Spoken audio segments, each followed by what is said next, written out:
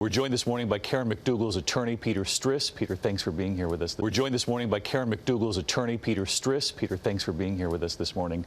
I know it's almost hard for people at home to keep track of what we're talking about. This is the former Playboy model who's now suing the publisher of the National Enquirer after she signed that agreement to keep quiet about an alleged relationship with Donald Trump. Your client signed the agreement. Did she fully understand that they were buying the rights to her story with no intent to publish it, what many call catch and kill in the industry?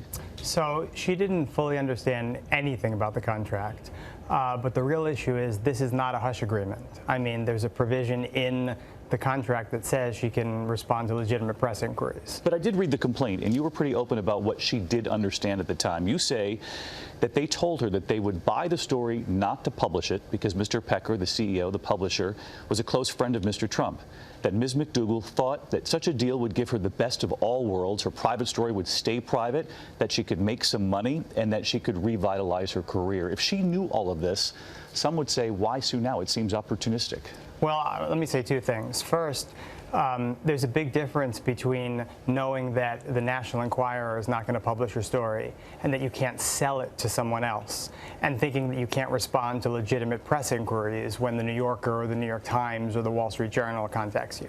So I would resist that. But as far as why now, it's only recently come out through reporting and other sources that there was wholesale collusion between David Pecker's company, Karen's own lawyer, and Michael Cohen, Donald Trump's fixer. So this is a very new development. I know that you allege that they were all sort of in cahoots, the collusion, as you say. But did she make the money? Did she make the $150,000? I mean, she received $82,000 of it. The lawyer got the rest. And they promised to publish her columns. Did they publish any of her columns? They didn't make good on virtually any of the things that they promised. But that's kind of beside the point. But how many columns did they publish? Well, I don't know the exact number. Something along the lines of two dozen instead of well over 100. So a couple dozen columns and the money. Again, how will you answer critics out there who say this simply sounds opportunistic, that she's trying to take advantage of the moment? I think they're pretty easy questions to answer because this publicity is not good for Karen McDougal.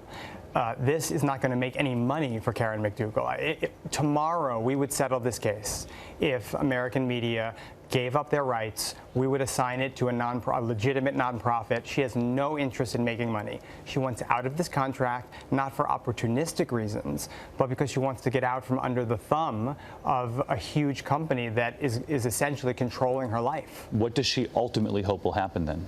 The contract will be voided so that she doesn't have to worry about constant, tyranny of this company determining what she can say, what she can't say, so on and so forth. She's going to speak once. She's going to set the record straight, and then she wants to go back to a normal private life. You said if she gets through this, she'll speak once. Does she want money for that story? No.